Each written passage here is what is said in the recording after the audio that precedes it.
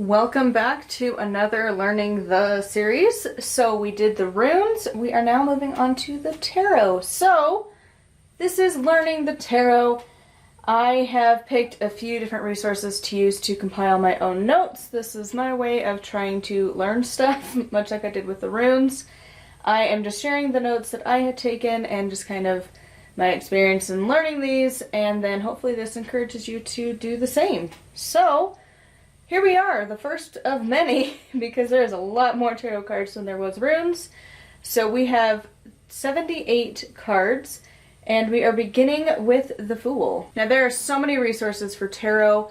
I thought about using a few books for it, and ultimately I decided to go with the guidebooks that came with the decks because that's what I felt like doing. I have a few tarot books. One of these days I will read through them, but I started with 78 Degrees of Wisdom, and that book 100% is not telling you what the cards are about.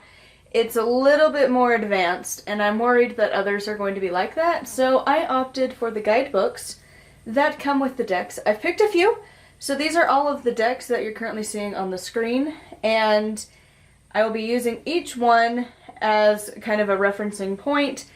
They are a variety of different decks. So the first one is the Green Witch Tarot. This is my favorite deck. I've used it for many years. I've bought it multiple times. And I did do a flip through of this deck, but this is one of my absolute favorites.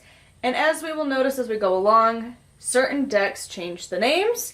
We're talking about the Fool, but if you were looking at your screen, this says the Green Man. This next one is the Dream Raven Tarot. This one was gifted to me. One of my friends ended up not loving this deck, and she was like, "Do you want it?" And I was like, "Sure." So it is interesting artwork. Then we have the Witch's Tarot, very generic name, but this deck has very much this kind of more realistic-ish style. And to be honest, I saw the backs of the cards and fell in love with it. Like, isn't that the most gorgeous back of a deck ever? I'm not in love with the art style. It's just not a style that I love, but it's still a deck that I have, and I decided let's just use it. This one is one that I got gifted to me. So this is the Medieval Cat Tarot. My fiance found this for me a few years ago, and it's just whimsical because I love history. I've loved studying history, and I love cats. So it was a really great combo. This is one of the newer decks I did do a flip through on. This is the Enchanted Forest. Again, varying on the name. So this one, while it is the Fool card, it is the White Heart. That's what they call this card instead of the Fool. Then we have the Golden Art Nouveau Tarot. It very much takes the more traditional, like, Rider-Waite deck and just adds like this shiny gold to it, it seems like.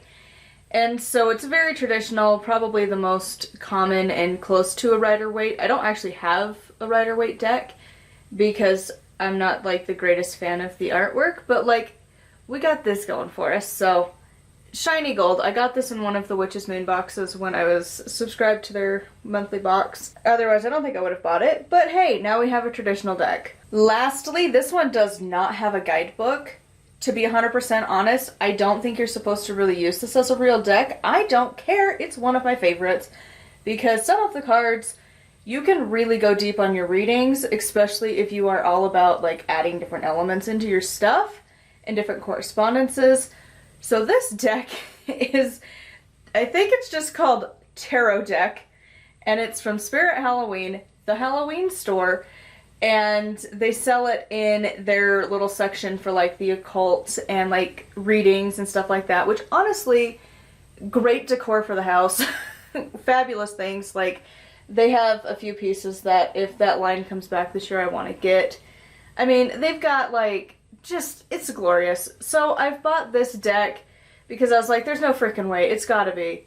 And it's awesome. We have vampires and goblins and werewolves in the cards to come. Some of them are more traditional, like this one is the Fool, like the medieval Joker kind of dude. So the first deck we are going to start with, because it's just where I started when I was making my own notes, is the Medieval Cat Tarot. So in this deck, the Fool represents like a fresh perspective, the ability to take life on its own merits. You just kind of go without preconceived expectations of what's owed to you. You also don't really have any expectation of like what's expected of you or what you're supposed to be doing. With the artwork, a lot of times the Fool, I've noticed, has this cliffside deal. And they talk about how the risk is like kind of brought up and it's the Fool not really being aware of it or being trapped by that danger or fear, or sometimes they'll have like, later on we'll have the Dog as a warning in a different deck. And so a lot of times this is just like stepping into the unknown, and typically this card is not really like, the Fool isn't aware of the risks as they're walking towards a cliff. Be prepared for anything. It's also about personal responsibility for our actions. This card also talks about how we may be lighthearted and not bogged down by unhappiness, but we also can't walk away from the situations that actually need to be addressed. Alright, now we have the Golden Art Nouveau deck. So in this deck, they talked about the Fool being the embarking on the journey of life with a light heart and a free spirit, no expectations. That tends to be a theme that I've noticed for this card. This deck also mentioned that the adventure is basically potential for joy. This is the one where the Dog is like trying to warn the Fool who's just meandering, like, there's a cliff, there's danger, let's maybe be a little more cautious. And his innocence may keep him from harm. And also in this shot you can totally see the shiny gold a little bit better. Next we have the Enchanted Forest. Technically it's the Fool, but in this deck they call it the White Hart. And not heart like the organ, heart, H-A-R-T, if you can't see the writing on that card. So this deck has a lot of like forest focus, so do keep that in mind. So the first point is that it takes trust to enter the forest to explore the unknown and the uncharted, which is very similar in the other ones. It's all about new journeys, new beginnings, uncharted territories, just kind of the unknown, but not like a fear of the unknown.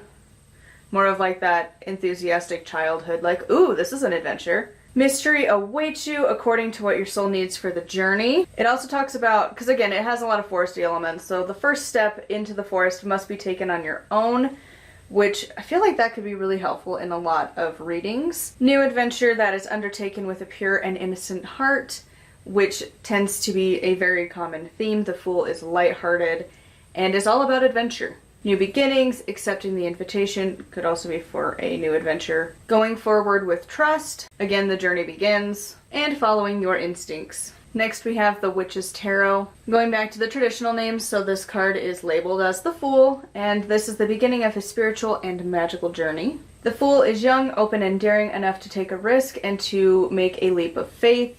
Doesn't really care about the risk, or might be unaware of it. This was one thing I found interesting for this particular deck, which you'll find a lot with tarot. They have things that are thrown in specifically for the card itself. So this one, he has his little satchel that he's kind of carrying on a stick. And they talk about how this is him carrying his past with him, and like past experiences and stuff. The Fool typically represents bliss or following your bliss. You might be trying something new or something very different.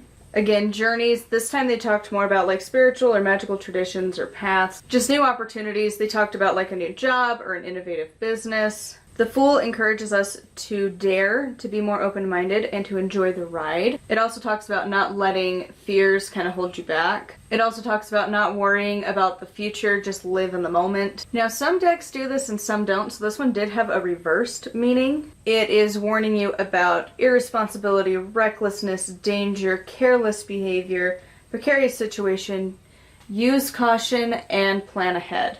Which, honestly, any of the cards, you take that meaning and you flip it, if you choose to use reversed. Some people do, some people don't. Personally, I find that typically if a card is reversed or right side up, I will look at both sides of it, especially when it depends on like how you're asking the questions. Next we have the Dream Raven Tarot.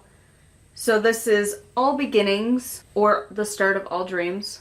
Unfailing confidence in kind of a joyous manner. Belief that nothing can go amiss as you let go of the material needs and envelop yourself in the sense of freedom that comes with a new chapter in your life. Regain your focus towards events going on around you. Again, new adventures. When you ignore outside influences, it can be damaging to your dreams, so just be aware of your surroundings and probably also the people you're around. Again, we get the reverse with this deck. So if it is reversed, you're ignoring essential aspects in your life.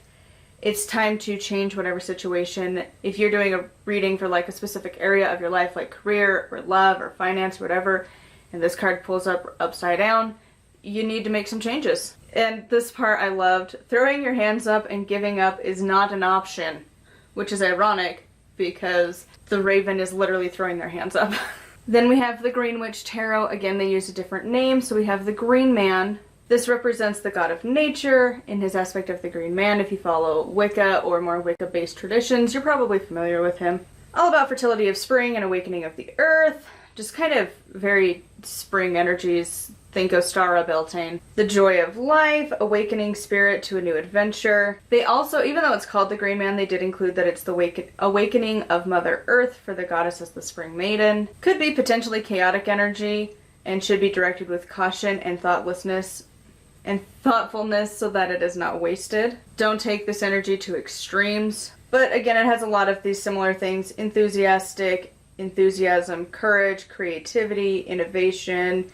Could also represent a vacation, fearlessness. When it is reversed though, this is all about recklessness, inactivity. Could also mean continuing a project instead of starting a new one, continue with one you've already started. And unfocused energy. So since this deck doesn't have a guidebook to go with it, this is the card I will be having as our placeholder of my own thoughts. So for me, the Fool represents the beginning of a journey.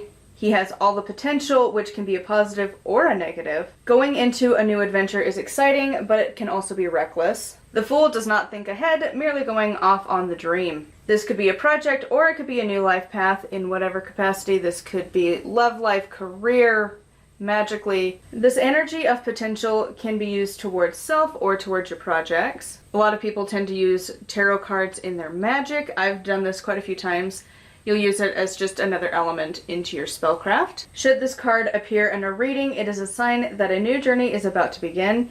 However, heed caution as you go forward. If this card is reversed, you may not see the cliff ahead as you look into the clouds above. So that is it for the first of the Learning the Tarot series. I would love to hear what you have learned about your own journey with the tarot and with this card in particular. I didn't read off every single point from these books. Obviously, I definitely encourage you to do your own research. This is just some of the notes that I have taken for my own practice. Again, that's kind of what I want to do on this channel.